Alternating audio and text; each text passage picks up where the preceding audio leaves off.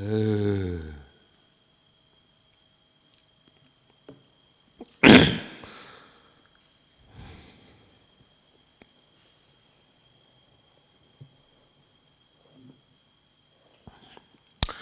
นะโม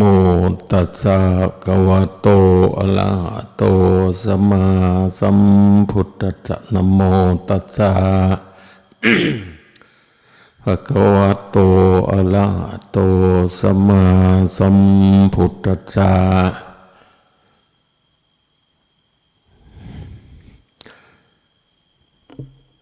พุทธังธัมมังสังฆังนะมัสสามิอิโตปะลังสักกัจจังธัมโมโสตโพธิติ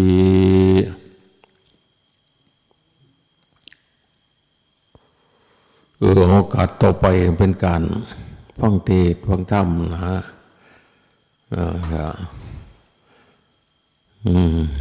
เป็นวันศีลวันออกพรรษาออกพรรษาแล้วก็ปีหนึ่งนะปีหนึ่งก็3 เดือนจะนะออกพรรษาไปอีกอายุเอาก็หน่อยเขาเลยวันเวลาผ่านไปวันเวลามันเกินอายุเฮาไปนำเพิ่นว่าทั้งตัวมันเองเพิ่นว่าน้อยก็เข้าพรรษาน้อยก็ออกพรรษาเฮาก็เฮ็ดไปจังซั่นล่ะเฮ็ดบุญไปเรื่อยๆนะอันเฮาบ่เฮ็ดบางบ้านเขาบอกว่าออกพรรษาแล้วบ่จำศีลเพราะว่ามันว่างไปตั้ง9 เดือนพุ่นก็มีก็เป็นจังซั่นล่ะประเภทนี้แต่ว่าจำศีลนั่นน้อยจำจะย่ำพรรษาก็บ่หม่อมอีกมันออกพรรษาบาดนี้โอ้ยไปลังบ้านเขาบอกแปลกเนี่ยผู้ใดพาจำศีลย่ำแลงเขาว่าบ่มีเด้บ่มีผู้สอนว่าซั่นว่าเป็นประเภทนี้มาเลยก็สิมีอยู่ได้เนาะพอจะบ้านเนาะเป็นประเภทนี้เขาเว้ากันจำศีลหลายมันตายไว้ว่าซั่นบัดทั้งเตือก็ได้ไปแล้วมองมันว่าโอ้ยเขาวัดแต่น้อยมันได้บุญหลายวางสันว่าเทวดาสิมาเอาไปอยู่นำว่าซั่นจักพระพุทธเจ้าองค์ใดผู้สอนเพิ่นคนขี้ขลาดนะฮะเรื่องเว้าไปทอดกฐินอย่าเฝ้าทอดว่าซั่นคันทอดอายุบ่ยืนว่าซั่นเขาเจ็บเทวดาเสียมาไปเอาขึ้นไปเมืองสวรรค์ว่าซั่นว่าโอ้ยมันก็บ่มีแล้วตำราใดในพระไตรปิฎกทอดกฐินแล้วก็ตายมันบ่มีแต่ยืนเท่านั้นคนให้กินให้ทานก็มีแต่ยืนนะเฮาก็อย่าสิประมาทเด้อล่ะออกพรรษาเฮ็ดคือวัดเฮาก็ดีอยู่ได้จำพรรษาทั้งแหลงทั้งฝนปีนี้ในพรรษาก็บ่ได้จัดปฏิบัติธรรมนะเวลามันบ่ให้นะเฮาก็มาวันศีลเอาวันศีลวันศีลนี่มันก็ได้บุญเพิ่มเติมนะอันเดียววันเวลามันคันเผลอบ่ได้มันตายเพิ่นว่าเรามีความแก่ชราธรรมมิเรามีความแก่เป็นธรรมดาเพิ่นว่าจะล่วงพ้นความแก่ไปไม่ได้เพิ่นว่าเพิ่นว่าอย่าประมาทเด้แม่นเฮาสิอยู่ดีมีแห้งปานใดก็ตามเพิ่นว่าเราจะมีความแก่เป็นธรรมดาเพิ่นว่าบางคนแก่แต่จังคิดถึงบุญถึงกุศลคิดจากจำศีลคิดจากเข้าวัดฟังธรรมจำศีลบ่ทันเด้บ่ทันเพิ่นว่าเขาเรียกว่าคนประมาท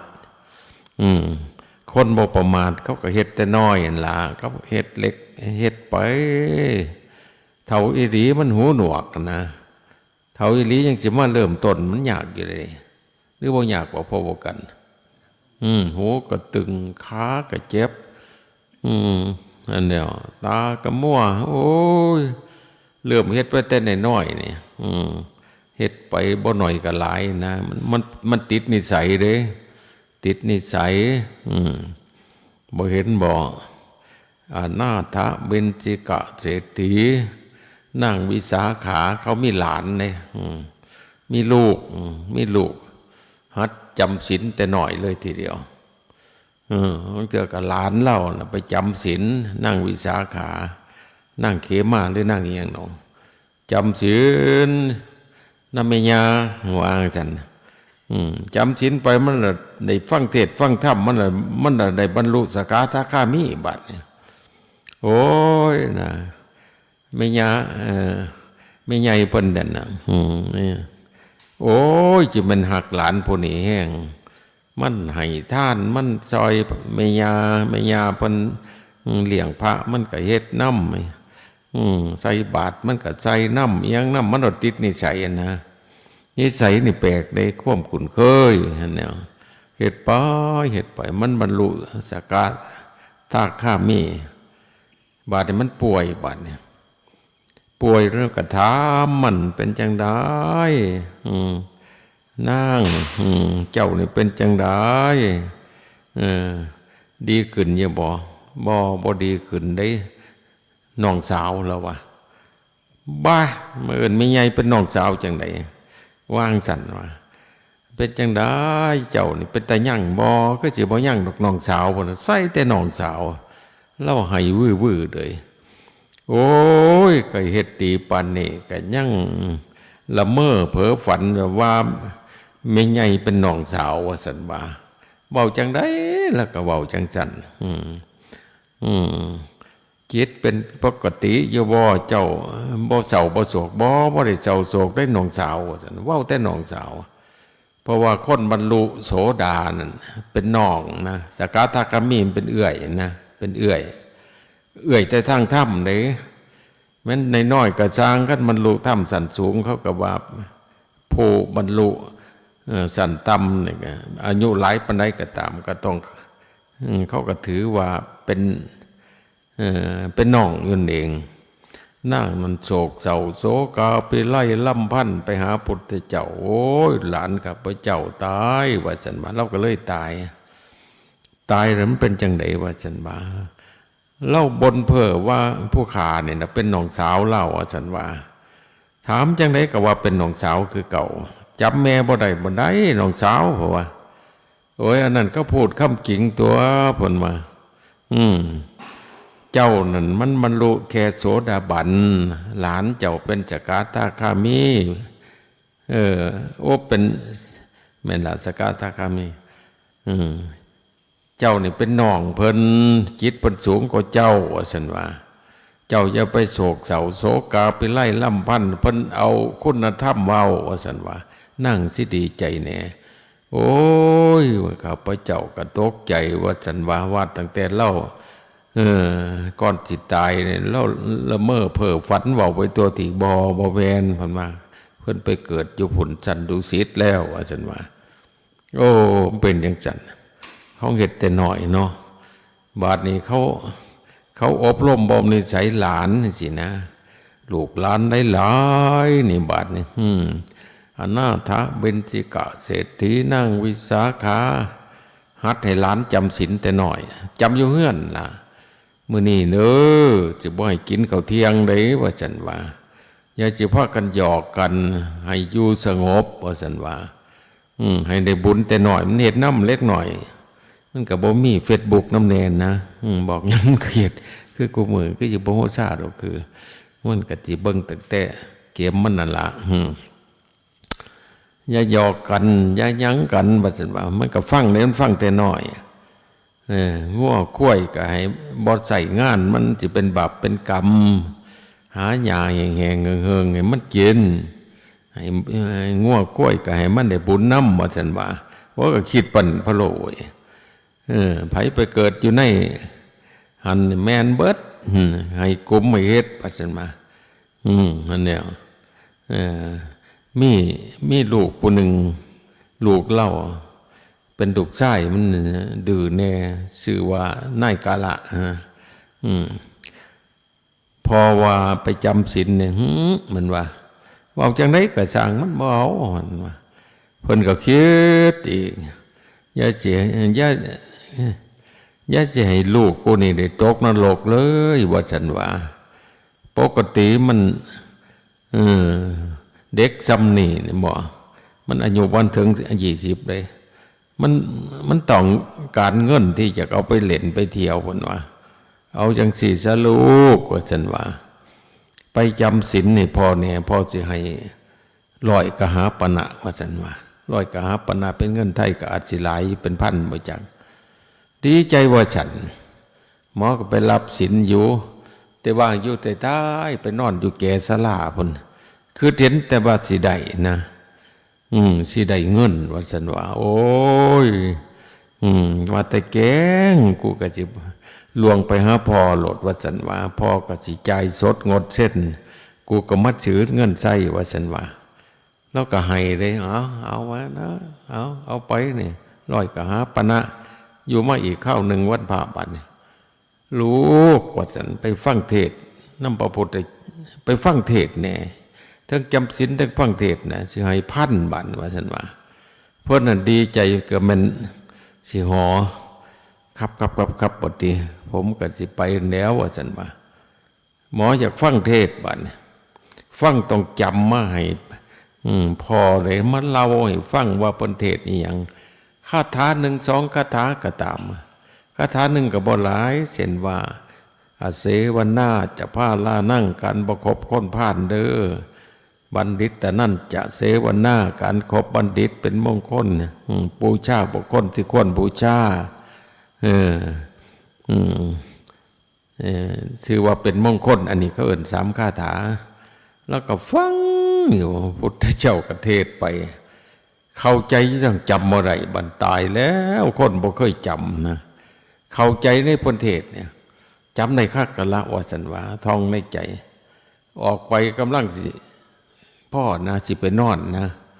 คือหมอว่าจำได้ละพอลืมบัดเนี่ยลืมกับเขามาใหม่อีกรูปออกรูปเขาฟังแล้วก็เข้าใจแล้วก็ว่าสิไปนอนลืมอีกแล้วว่าสันว่าเที่ยวเขาเที่ยวออกศาลานั่นฟังบ่แม่นฟังต้องจำให้ได้บ่นะคนที่ฟังเพื่อสิจำมันบ่เป็นธรรมดาเลยมันตั้งอกตั้งใจจำคนฟังเอาเลขตัวใดนี่นะ บางคนฟังเอาเด็กไปฟังอาจารย์ที่เพิ่นเดียวเลขนะโอ้ยว่าเพิ่นสิเว้าไว้ไสเพราะว่านั่นแหละเกาหัวก็หาว่านั่นแหละหัวก็หามือก็เก่ามันคิดแปลไปจังซั่นนะบาดมันตั้งใจฟังมันฟังไปฟังจนจิตฟังจนพระเทศจบเป็นพระโสดาบันเลยโอ้ยว่าซั่นว่ากูนี่ก็จะแม่นอยากอายเจ้าของว่าซั่นว่ากูก็อยากได้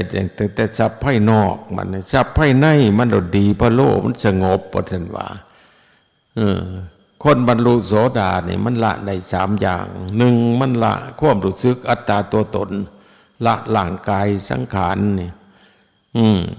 ละร่างกายบ่ยึดมั่นในร่างกายนะนั่นแล้วสักกายทิฏฐิวิกิกิจฉาบ่ลังเลในพระธรรมมันวิกิกิจฉาสักกายทิฏฐิวิกิกิจฉาศีลปัตตปมาสจำศีลเพื่อสิลดละกิเลสฟังเทศเพื่อสิลดละกิเลสบ่สงสัยว่าจะนะอันแล้วเพิ่นก็ได้บรรลุพระโสดาบันมาคือจากอายเจ้าของพ่อนี่ก็ย่านแต่ครูบาฮู้ว่านี่ย่านแต่คนฮู้ว่ามานี่บ่แม่นมาโดยชะตาเพิ่นจ้างมาว่าซั่นว่าจ้างมาก็ได้บรรลุธรรมคือกันถ้ามันตั้งใจฟังแต่ว่ามีอุบายที่ดีนะบัดนี้แจ้งมาครูบาสิไปฉันในบ้านนั่นน่ะเพิ่นนิมนต์ไปอุ้มบาตรได้ขออุ้มบาตรเกิดมีศรัทธาแล้วมันขออุ้มบาตรพระขอทำบุญมีศรัทธาในพระพุทธมีศรัทธาในพระธรรมมีศรัทธาในพระสงฆ์คือยุงสันนะบาตรเนี่ยคิดไปว่าโอ้ยว่าฉันว่า อย่าสิให้พ่อกูโหเด้อว่าอย่าให้พ่อเนี่ยเอาเงินมาให้ต่อหน้าพระสงฆ์เด้อวันกูอยากอายพระพุทธเจ้าเล่าพระสงฆ์ว่าซั่นว่าสำรวมว่าซั่นไปนั่งต่อพระอยู่พุ่นนี้โมไปพวนเพียนโมไปขอเอาเงินพ่อใหญ่เศรษฐีโอ้ยมันคืองามแต่ลูกกูว่ามันพระว่าซั่นเราก็ได้หอบเงินหอบบักไงเอานี่ลูกจ้างพันกหาวันนะเราอยากอายผมบ่เอาหรอกผมได้อริยทรัพย์แล้วว่าซั่นว่าทรัพย์อันประเสริฐว่าซั่นว่าผมสิบ่สามารถสิรับเงินพอได้ดอกว่าซั่นอยากอายพระพุทธพระธรรมพระสงฆ์ว่าซั่นว่าเธอสิเฮ็ดจังได๋ซั่นสิขอลาบวชแนวว่าซั่นว่าเราก็ลาบวชแต่นะต่อมาไว้นี่เป็นอรหันต์อยู่ว่า นี่จังได๋ล่ะ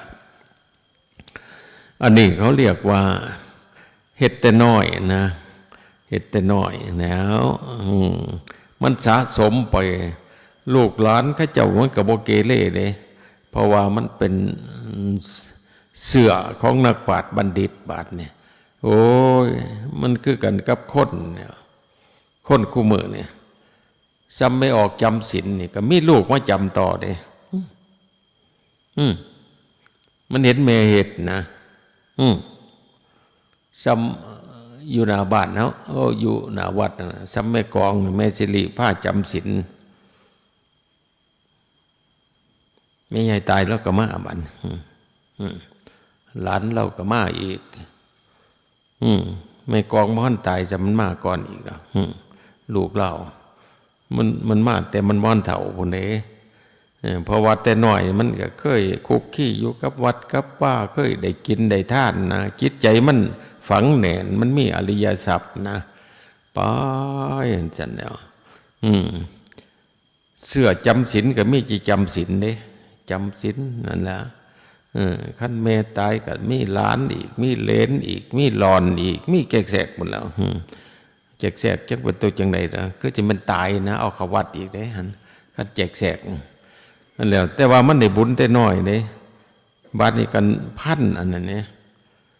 บาดนี้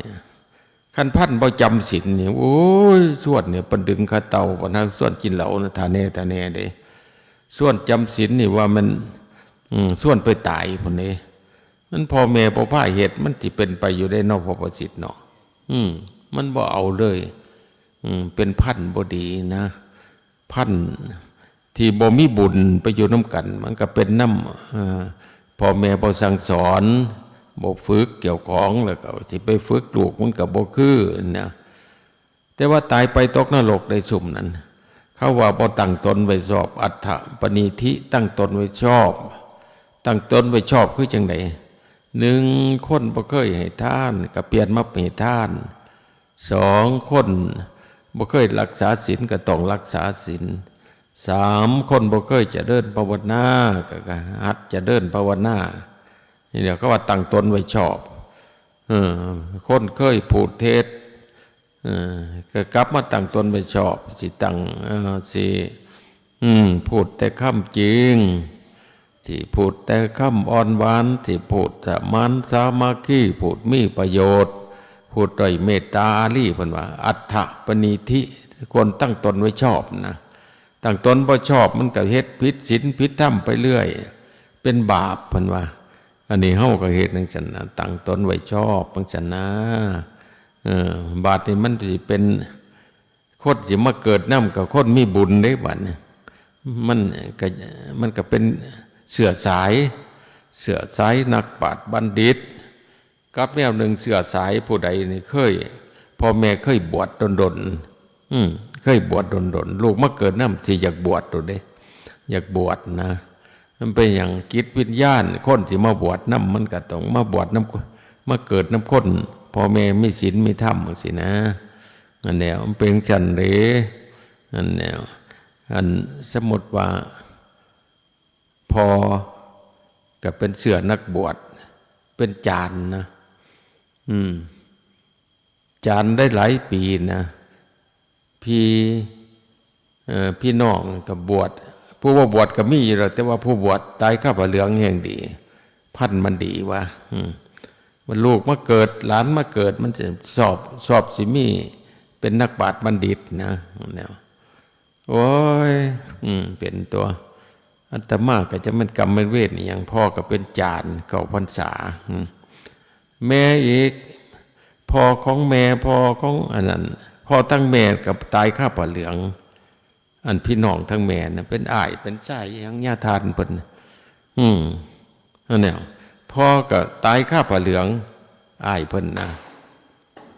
คอยก็คิดอยู่ทู่อินวันทั้ง2,000เรามาร่วมกันปุสิริสิกบ่เนาะคอยว่าเราจะแมนอิหลีเอามันได้ซ้ำพอผมได้ยังกี่ไล่วางสั้นโมเมนต์สิมาเวียนในสิกเลยคอยบวชใหม่ๆคอยก็สงสารเล่ามันบอกมีผู้ชายมันบวชอ้ายกับบวชนะ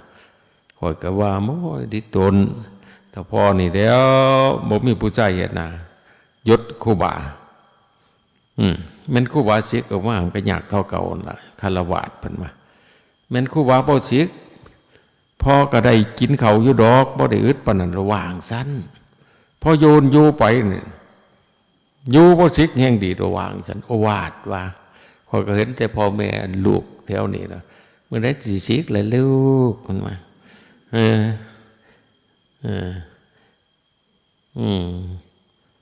เมื่อได้สิสิก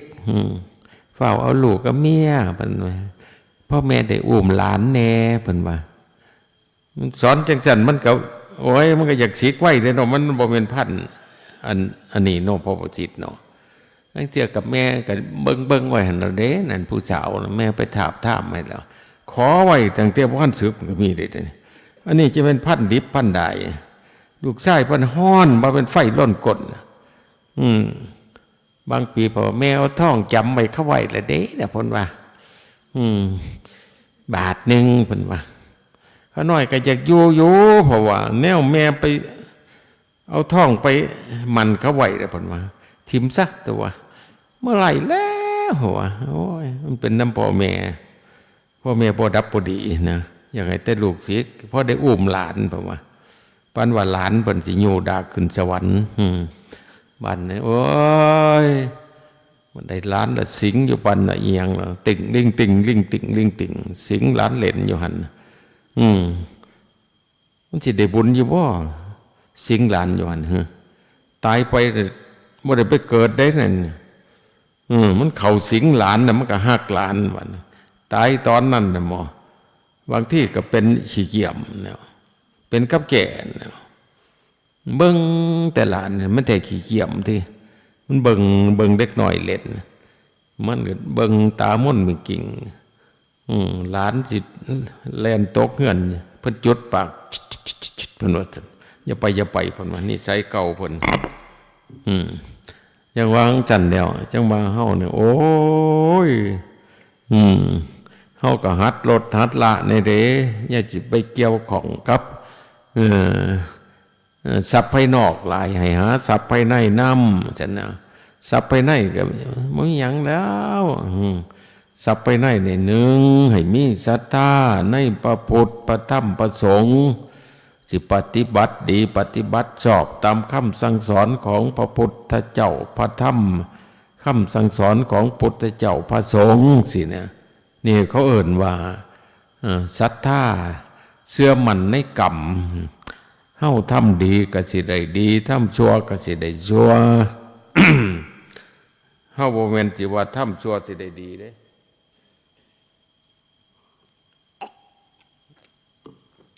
อันนี้เขาเรียกอริยทรัพย์อันหนึ่ง2บาทนี่อริยทรัพย์ข้อที่2เพิ่นว่าคันเฮาเฮ็ดมันสิได้มันสิเป็นทรัพย์ภายในสิติดตามเฮาไปสู่ปรโลกเบื้องหน้าเพิ่นว่าข้อที่2คือมีศีลเพิ่นว่าศีลนี่สิเฮ็ดให้ใจเฮาสูงสิบ่ตกนรกเพิ่นว่าคันใดให้ทานรักษาศีลนี่หมดเท่านั้นศีลสิพาไปสู่สวรรค์เพิ่นว่าบ่เห็นบ่เพิ่นม่วนสีเลนะสุขติงยันติคนสิมีความสุขในปัจจุบันใดก็เพราะศีลสีเลกับโภคสัมปทาคน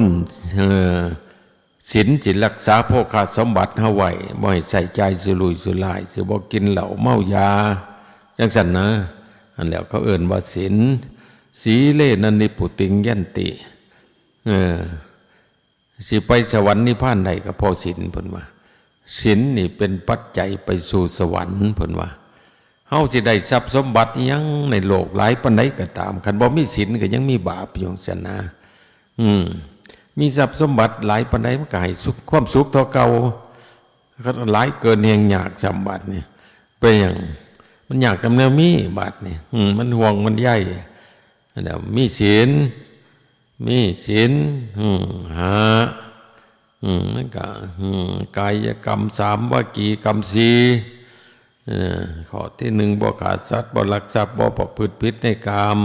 ข้อที่4บ่พูดเท็จส่อเสียดคำหยาบเสาหลาบเพ้อเจ้อ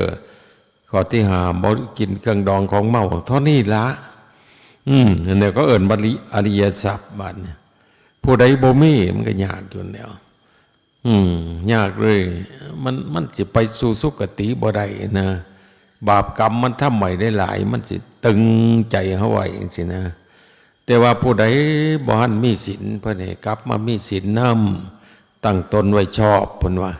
คันบ่เฮ็ดจังซั่นบ่ได้เวลาเฮาตายไปมันบ่มีผู้ซอยเฮาเด้คันบ่มีศรัทธาบ่มีศีลนี่อันนี้มันสิติดตามเฮาไปสู่ปรโลกเบื้องหน้าเลยมันสิภพชาติเฮายังอยู่บุญเก่าเฮามันส่งมาเกิดเป็นมนุษย์นี่มันก็บุญเก่าเลยบุญเก่ามันสิเบิดคันบ่เฮ็ดเพิ่มเฮ็ดเติมสิบ่ได้มาเกิดเป็นมนุษย์อีกสิไปตกนรกเป็นเปรตเป็นอสุรกายเป็นสัตว์เดรัจฉานบัดนี้เพิ่นเว้าไปอีกว่าอริยทรัพย์ไปอีกเพิ่นว่า1แล้วก็ข้อที่4ที่5ให้มีความละอายต่อบาปเพิ่นว่าคิดอยากอายจังได๋อายใจนะอายใจสมมุติว่าเฮานี่เนาะมันโลภมันโกรธมันหลงสินะก็คิดละอายใจความโลภนี่มันเฮ็ดให้เฮาเป็นทุกข์เฮ็ดให้จิตใจเฮาเศร้าหมองความโกรธคือกันความหลงคือกันคนตั้งใจมีความละอายคันสิไปเฮ็ดน้ำมนต์นี่มันก็มีแต่บาปว่าซั่นว่าเพิ่นว่าหิริคือความละอายต่อบาปหิริโอตตัปปะคือความเกรงกลัวต่อบาปต่อกรรมบ่กล้าทำบาปกับไผนั่นล่ะมันคุ้มศีลไว้นำบาดนี่คุ้มไว้นำแล้วสิทำชั่วยามใดก็คิดละอายใจจะว่าเทวดาคนสิได้ไปเกิดเป็นเทวดาเขามีธรรมอยู่2ประการเลยแต่เขาเป็นมนุษย์พระโมคคัลลาไปฉันธรรมเขาว่าธรรมเจเกิดเป็นเขาว่าเทวธรรมธรรมให้ไปเกิดเป็นเทวดามีอยู่2ข้อเท่านั้นมันสิคุ้มหมดนะ1สิทำบาปบ่ได้มันอยากอายนะแม้นแต่พวกบรรลุธรรมแล้วสิทำบาปบ่ได้แต่โสดาบันขึ้นไปสิบ่มีความรู้สึกอยากทำบาปเลยอย่างนั้นนะ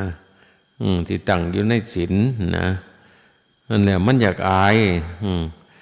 แล้วก็อดตะปาความเกรงกลัวย่านมันวิบากของกรรมที่เฮาเฮ็ดไว้มันสิพาไปตกนรกอีกว่าจังนะนั่นแหละอิริยา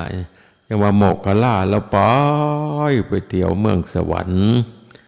เจ้าทำบุญอีหยังจึงได้มาเกิดเป็นเทพบุตรเทวดาว่าจังว่าไปถามเพิ่นอยู่เมืองสวรรค์แต่พระโมคคัลลาข้าพเจ้าเนี่ยโมก็มีศีลมีธรรมนี่นะแต่ว่าหังอยากอายเจ้าของนี่ว่าซั่น อยากอายใจว่าซั่นสิเกิดความโลภยามใด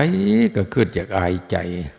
เกิดความโกรธก็อยากอายใจก็เลยบ่กล้าโลภบ่กล้าโกรธบ่กล้าหลงว่าซั่นว่าข้าพเจ้าเราก็ตั้งอยู่ในธรรมว่าซั่นเทวธรรมให้เป็นเทวดา รถมีแต่ปกติไปหมดใจสิเป็นปกติบ่สิบ่โลภบ่โกรธบ่หลงสิบ่คิดอิจฉาสิบ่คิดพยาบาทสิบ่คิดมุงหลายมีความละอายใจสิเฮ็ดบาปย่ำใดมีความละอายใจมันก็เศร้านะมันก็เศร้าคันบ่อยากอายมันเฮ็ดเด้ซ้ำคนบ่อยากอายผู้ใดนี่มันฆ่าสัตว์ก็ได้ลักทรัพย์ประพฤติผิดในกามตัวตมกินเหล้าเมายาสูบยามาบ่อยากอายเจ้าของอันเดียวเขาเอิ้นว่าคนบ่มีความละอายคันบ่มีความละอายแล้วก็โอ้ยบาปเฮ็ดบาปได้หมดกูแนวพุทธเจ้าเพิ่นว่าบุคคลผู้ใดบ่มีความละอายบ่มีหิริคือความละอายแก่ใจอดตะปะคือความเจงกลัวย่อมทำบาปได้หมดทุกอย่างมันว่าเราตถาคตก่อนจะตรัสรู้เราก็มีหิรินะคือความละอายแก่ใจเราไม่กล้าคิดโลภคิดโกรธคิดหลงเราอายใจเพิ่นว่าเราจึงได้ตรัสรู้คำว่าเทวธรรมผู้ใดละอายใจได้เป็นเทวดาเจ็ดชั่วบ่ได้นะมันก็คิดว่ามันสิเป็นบาปเป็นกรรมไปทั้งหนานะละอายเกรงกลัวต่อบาปต่อกรรมอันนี้ข้อหนึ่งข้อที่สี่ข้อที่ห้าเพิ่นว่าจาคะเพิ่นว่าจาคะสิบ่เป็นคนตนีเหนียวแน่นนะเพิ่นว่าจาคะสละสิ่งสมมติว่าให้ทานเนี่ยมันแก่มันแจกความตนีเหนียวแน่นจันนะเฮาสิบ่เป็นคนตนีเหนียวแน่นนะคันคนตนีมันก็ได้อยู่มันหักมันหึงมันหวงใจเฮาก็เป็นทุกข์นี่เขาว่าจาคะคือการให้ทานอย่างหนึ่งเพิ่นว่าเพื่อการละกิเลสอย่างหนึ่งบาดนี้ทานเนี่ยมันก็มีสองอย่างหนึ่งจาคะสละสิ่งที่มันเป็นค่าศึกแก่กุศลคือกันกับเฮาละนี่ล่ะให้ท่านอันหนึ่งคือท่านความโลภท่านความโกรธท่านความหลงท่านความอิจฉาพยาบาทมุงลายนี่ก็ว่าจาคะสละสิ่งที่เป็นค่าศึกแก่จิตใจเพิ่นว่าบ่ได้ใส่เงินอีหยังหรอกบ่แม่นวัตถุท่านก็มาทางไหนคืออภัยทานนะบัดนี้เขาด่าเราเราก็จะหัดให้อภัยทานเขาด่าเราเขาว่าให้เราเขาโกรธเราก็จะอภัยให้เขาเราจะไม่ด่าไม่ว่าไม่โกรธไม่เกลียดเขาตอบจังซี่นะตอนนี้ก็ยากเติบอยู่ได้หรือบ่ยากบ่พอประจิตอภัยทานท่านเขาท่านน้ำกันหนึ่งอยู่ก็ได้ว่าจะถิ่มแต่ว่าอภัยทานนี่มันผู้ใดเฮ็ดได้มันสูงกว่าบริจาคทานวัตถุนะมันจะอภัยทานมันจะกลายไปเป็นบรรลุธรรมนะบัดเนี่ยเขาสิถือว่าเป็นคนบรรลุธรรมอ่อนๆนี่เขาว่าสัทธมานุสาลีไผเว้ายังไงก็ยิ้มอยู่เปื่อยอยู่บ่กล้าว่าซั่นมาเฮาอภัยทานอันแล้วคันบ่อภัยมั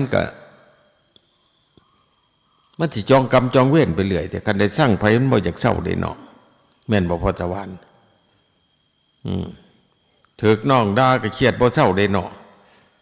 อ้ายผีบ้าอีหยังบ่ว่าเว้านำกันแนวนึงก็ไปเฮ็ดอีกแนวนึงเท่านี้ฮ้อนปานไฟ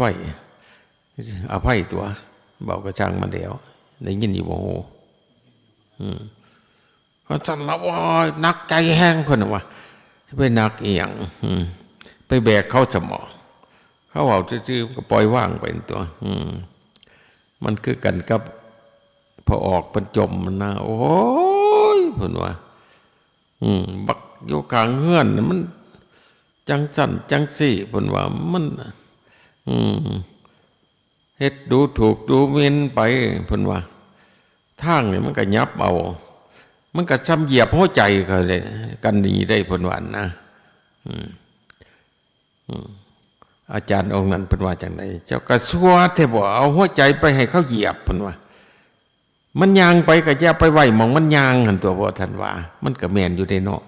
อืมมันจำเหยียบหัวใจกว่านี้ว่าสินะซ้ำคนไป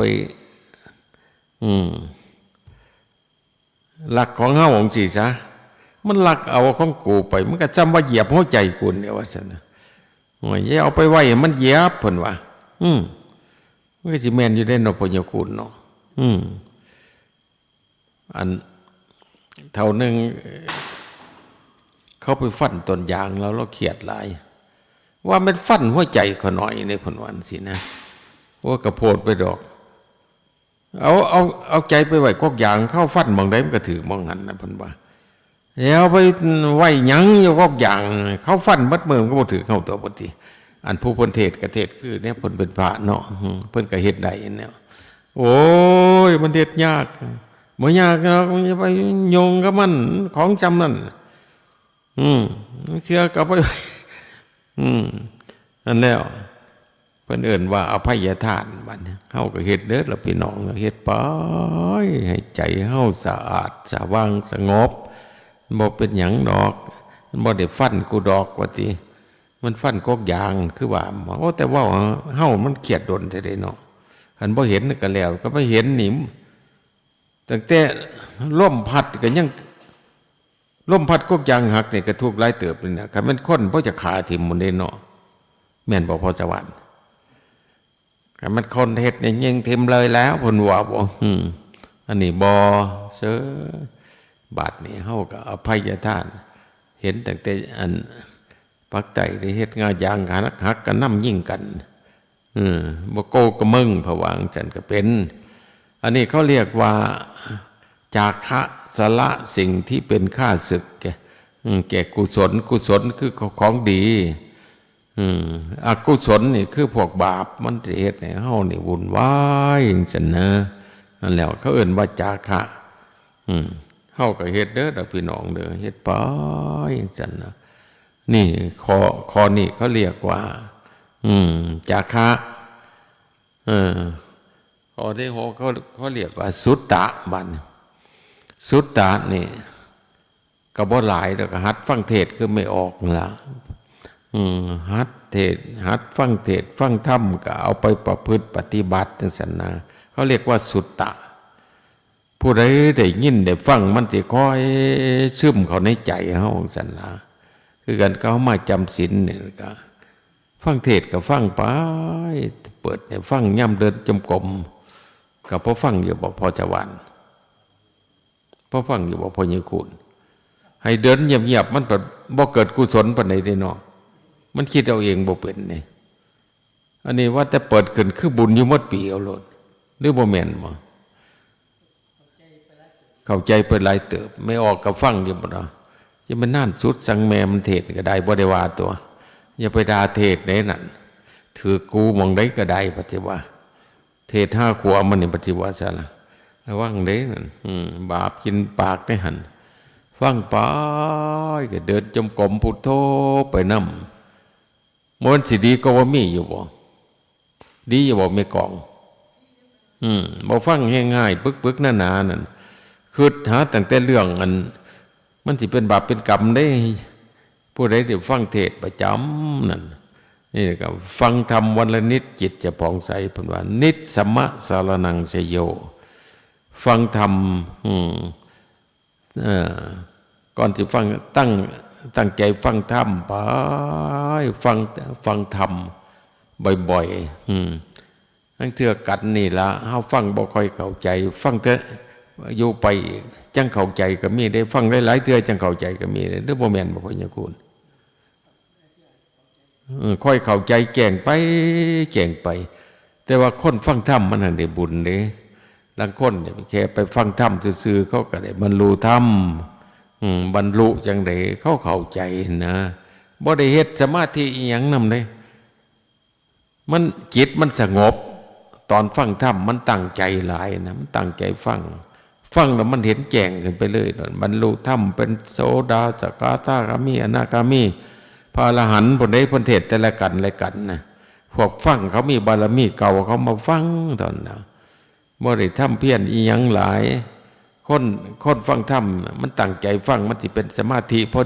ดีนะมี เขาเรียกว่าสมาธิเบาๆนะ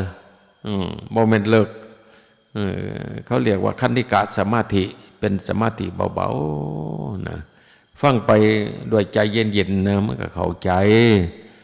มันก็ละเองมันเด้กูสิบ่เฮ็ดอีกต่อไปเองสินะนี่ฟังธรรมโดยความเคารพฟังธรรมแล้วเอาไปประพฤติปฏิบัติจังซี่เนี่ยจะว่าฟังธรรมมีอานิสงส์หลายเลยเพิ่นก็บอกเราเรื่องคนไปฟังธรรมบรรลุธรรมหลายเด้ครั้งพุทธกาลฟังเทื่อเดียวตอนนั้นได้เป็นโสดาบันเลยมันตั้งใจมันก็มีบุญเก่าแน่เฮาบุญเก่าบ่หลายก็ฟังไปเรื่อยๆมันก็สิบ่ได้แน่บ่เนาะกับสมัยกูมื้อนี่มันมีซีดีเปิดให้ฟังอันคือสมัยก่อนนี่ห้วยฟังสดฟังแล้วละทิมไปนี่มันฟังยากอยู่เด้เนาะออกจากวัดก็หมดแล้วเทศสุดนานนี่ก็ลืมไปแล้วฟังธรรมบ่อยๆสิได้บุญหลายอยู่หมดแต่เฮามันเป็นสมัยมีสถานีวิทยุมีFacebook มี YouTube นะฟังไปอันแนวบางครั้งบางข้าวแม้แต่ข้างข้าวข้างข้าวมันจับอยู่ในถ้ำนะพาเพิ่นไปสวดมนต์ซื่อๆสวดมนต์พาได้หลายมันเกิดสงบขามันในลุดเพดานอันถ้ำลงมาว่าฉันว่าแล้วก็ตกตายจังซั่นก็ได้ไปสวรรค์นี่หมู่จักน้อยควบเลยแต่มันเสียงเฮาสวดมนต์ทำวัดเสียงเทศนี่นะพระเพิ่นเทศโอ้ยคือสิมีความสุขคักมันเคารพในบ่แม่นเสียงหายเสียงด่าบ่แม่นเสียงใดเพิ่นเทศไปโดยความเมตตาอารีข้างข้าวส่วนหนึ่งเป็นพันผู้ใดตายขึ้นสวรรค์หมดมันก็สิบ่จักน้อยควบน่ะแต่ว่ามันซ้ำคนอันฟังสวดมนต์ทำวัดนี่นะมันก็สิจิตมันสิเปลี่ยนไปจังหนึ่งอยู่บ่จักเนาะพอประจิตเนาะมันสงบนะโยโสว่าซั่นมันก็เสียงมันเย็นนะมันบ่คือเสียงปล่อยบักภาคกินหัวบักหามึงมันเสียงสั่นๆมันก็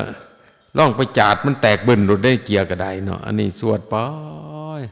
เกียร์ได้บุญว่าฉันว่านี่อันหนึ่งก็ไก่ฟักไข่อยู่เลาะเชตวันนั่นล่ะฟักไข่แต่ว่ามันฟังเสียงพาสวดมนต์ทำวัดฟังเสียงพาเทศน์อบรมบ่มนิสัยกันฟังไปฟังมามันก็ทีไข่ไปน้ำกังเว้นแล้วจากมาจะใช้แต่มันห่วยไก่ตัวเนี่ยอาหารอันโรสาวันไปหยุมมันดิหยุมขึ้นไปกินยี่เท่งงาใหม่มันเป็นอย่างไรบ้านเนี่ยโอ้ยนั่งไก่เนี่ยได้เป็นอันเทวดาชื่อว่าไก่จ๋าชื่อโอ้ยมันก็ได้บุญได้สั่นได้เลยไม่ออกกันฟังก็จะเข้าใจเติบอยู่ตัวหรือจังไหนเรื่องเงานอนฟังมาจะหายก็เกียร์ได้นั่นเงี้ยเดียวนี่อันหนึ่งว่าอันละฟังไปอันหนึ่งกับกบอันนี้ไก่กับกบอยู่น้ำรอวัดนะเขาบอกเห็นอย่างมันดอกแต่ว่าย่ามพระ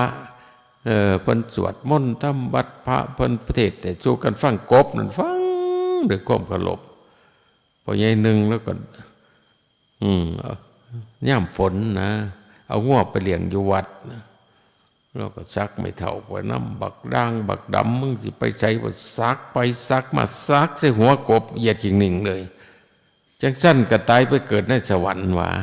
หอยฟังเทศมันก็ดีตัวใครก็บ่ฟังหรือบ่ดีบ่คัดสิดีปานนั้นเนาะ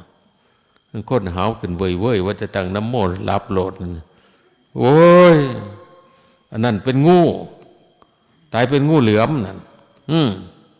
เฮ้ยจักคนเว้าอีหยังข้ออ่อนแต่แสะลงว่ามันแซงบักเผาหักลงใส่ข้างสิได้อยู่บ่บุญพอสวรรค์บ่ได้ดักได้แต่รับคนไปฟังเทศน์นี่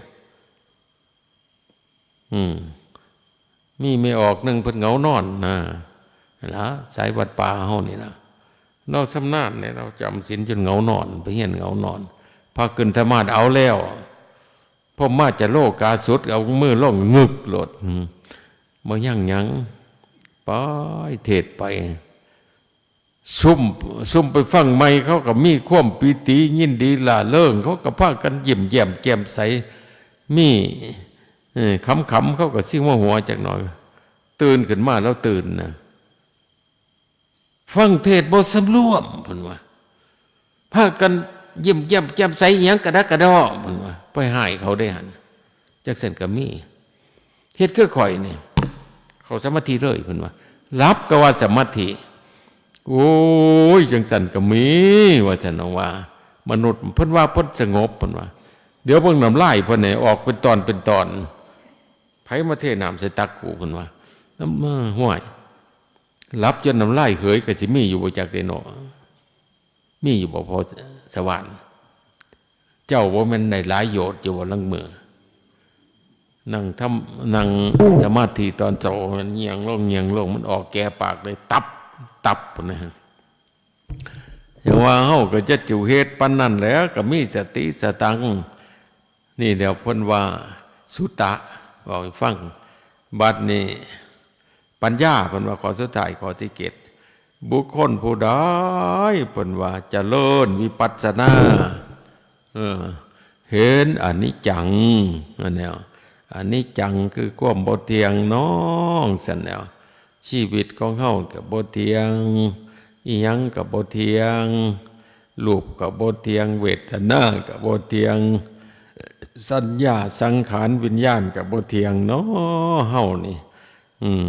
สุดท้ายเฮาก็สิได้ล้มหายตายจากเพิ่นว่าสัพเพสังขาราอนิจจาตินั่นยะถาปัญญาจะปัสสติอัฏฐนิพินทติทุกเขเอสัมมโควิสุทธิยาเมื่อใดบุคคลเห็นด้วยปัญญาว่าสังขารทั้งหลายทั้งปวงไม่เที่ยงเพิ่นว่าย่อมเบื่อหน่ายย่อมคลายกำหนัดย่อมหลุดพ้นไปหลุดพ้นจากความยึดมั่นนะแล้วก็สัพเพสังขาราทุกขาติยะถาปัญญาจะปัสสติอาถะนิพินทติทุกเขเอสามโกวิสุทธิยาเมื่อใดบุคคลเห็นด้วยปัญญาว่าสังขารคือร่างกายจิตใจนี่มันเป็นทุกข์ทนยากปะหน่อยมันเป็นทุกข์มันเกิดขึ้นแล้วดับไปมีแล้วหายไปเฮาเกิดมานี่ก็มาทุกข์ซื่อได้ทุกข์เพราะอยากเขาทุกข์เพราะอยากน้ำทุกข์เพราะเกิดโรคทุกข์เพราะแก่ทุกข์เพราะเก็บทุกข์เพราะสิตายผลว่านั่นแหละ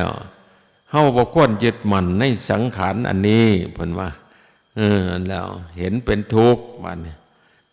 ขอทุกท่านเห็นเป็นอนัตตาเอาเป็นตัวเป็นตนบ่ได้เกิดขึ้นแล้วก็ดับไปมีแล้วก็หายไปเฮาทำใจให้สักแต่ว่านะบ่ได้สำคัญมั่นหมายว่าตัวกูของกูดอกตัวตนอีหลีก็บ่มีดอกมันก็ซ้ำว่าพยับแดดนี่ว่าซั่นว่าโอ้ยเฮาสิตัวตนอิหลีเฮาก็บ่มีดอกมันเป็นสภาวะธรรมคือร่างกายสังขารเฮานี่ร่างกายมันก็เฒ่าไปนำแก่ไปนำตายไปนำหั่นแนวมีผมมีขนมีเล็บมีฟันมีเนื้อมันก็ทายเทไปเรื่อยเอาไปมากก็ตายจากน้อว่าซั่นแนวให้เห็นเป็นทำนองนี้นะเห็นไปเป็นคาถาเป็นวิปัสสนาผู้ใดเฮ็ดได้มันก็ได้บรรลุอรหันต์พุ่นแล้วแม้แต่พี่เพศก็ยังญาณเด้พี่เพศญาณอนิจจังก็มีพระองค์หนึ่งเนาะแล้วไปนั่งภาวนาก๊กใหม่ก๊กนั่นไผไปนั่งมีเหลืองหนดบ่หม่อมขึ้นพระองค์ใดไปก็ตามคือมันหลอกมันเฮ็ดกักวากกีกวีกใส่ผมบ่ย้านนะว่าผมมีคาถาดีคาถาอีหยังนะจังเดียวแล้วก็ไปหนังมันก็มาเฮ็ดใส่ผีเพศมึงเป็นเพศแต่มึงบ่เที่ยงเดี๋ยวปรากฏเดี๋ยวดับไปมึงบ่เที่ยงอีหยังว่าซั่นมึงจะมาอยู่หยังกว่านี้ว่าหายผีเพศนะโอ้ผีเพศยุดจะโลด มึงน่ะมันเป็นทุกข์นั่นเป็นพิเภทนั่นอึดยากนั่นนี่มึงซัวมึงซ้ำมาทีให้พิเภทนะให้เห็นเป็นอนิจจังมึงกับเบิ้งในไปยังมึงจะมายึดมันตัวมึงจังไดนี่พิเภทนี่อดอยากนั่นหาหลอกแต่โมนั่นมึงหาตัวตนบ่ได้ยังดอกมึงแน่จริงมึงก็ปรากฏให้กูเห็นมึงติมึงอย่าดับว่าซั่นมันเฮ็ดบ่ได้นะเพศอันนี้เลยไผไปอยู่กับคาถาอันนี้จังปราบมันฉันไปว่าอันนี้เพศอันนี้จังทุกครั้งอนัตตาจมซื่อไปแล้วมันสำคัญว่ามันเป็นของเที่ยงนะไปว่ามันบ่เที่ยงจะมันไปใส่บ่ได้มันอยากอายนะมันก็เลยเจิดผีหลอกนี่ก็จมรถไม่ออกผีซุ่มนี่มึงบ่เที่ยงว่าซั่นได้ยินอยู่บ่โหคาถา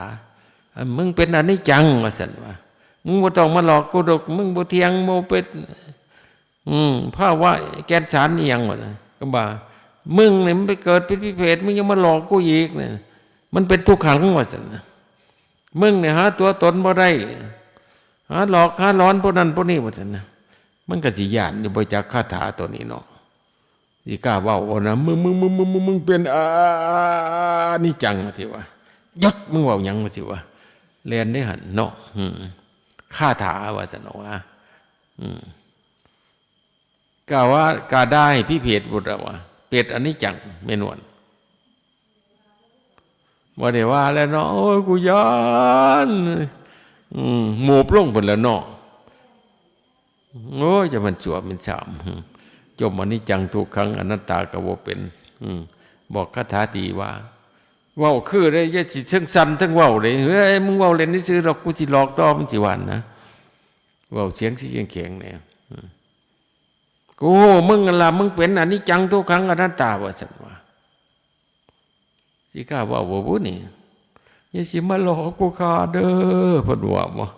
โอ้ยตายโดนแล้วแฮงหลอกดีมันย่านเท่าใดแฮงหลอกเลยซ้ำเฮาไล่หมามันแล่นเท่าใดแฮงอุบเด้นี่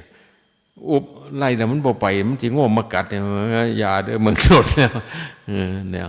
อันนี้มันเป็นภาษาอันละเฮาก็เห็นอนิจจังทุกครั้งอนัตตาในตัวเฮาอีหยังก็บ่เป็นแก่นเป็นสารน่ะจักหน่อยก็อำลาพาจากกันคบกันก็เพื่อจากมีอะไรก็เพื่อเสียมีผัวมีเมียก็เพื่อจะจากกันไปมีการเกิดก็มีการดับนั่นละ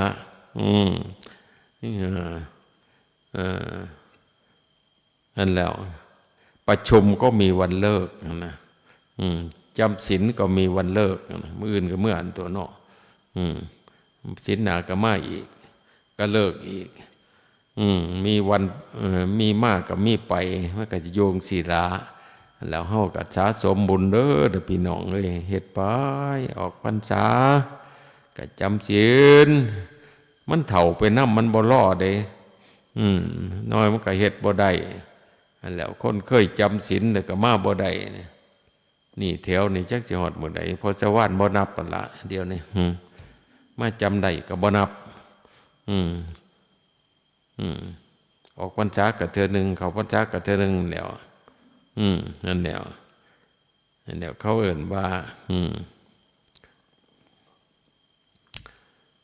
มันบ่นับคือเพิ่นว่าคนขี้ขานบอกคนหนูก็บ่นับเพิ่นว่าแม่ม่านบอกยาป่างก็บ่นับ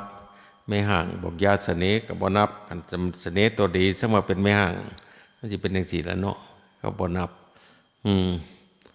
คนบ่เคยขาเคยขายไปบอกคนขาคนขายก็บ่นับว่าซั่นว่า